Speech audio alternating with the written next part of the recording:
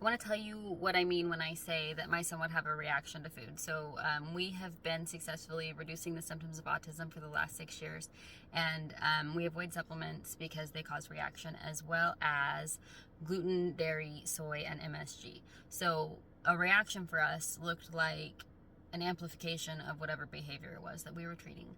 So we treated things like eye contact, engagement, pain response, and sleeping through the night. I was desperate for those things.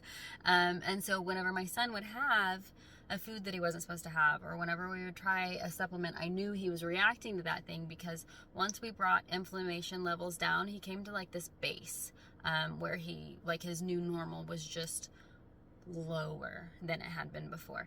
And so he would have something that his body was sensitive to, and he would react very big to those. So stems would come back, vocal stems would just amplify like crazy, and he would just kind of lose his like centered and his peace, or he would wake up in the night again.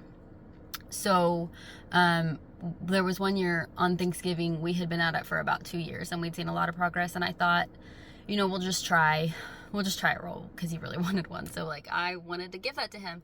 He literally punched himself in the chin for 3 days following that roll. So I thought the roll would be fine. It wouldn't be fine, but it does go to prove, to me at least, that yeah, we're on the right track. There's no world that a Thanksgiving roll should have been making my kid punch himself in the face, and yet it does. And whenever I take those things out of his diet, he improves. So that is what a reaction looks like. It looks like an amplification of symptoms, and taking those things out of his diet reduces them.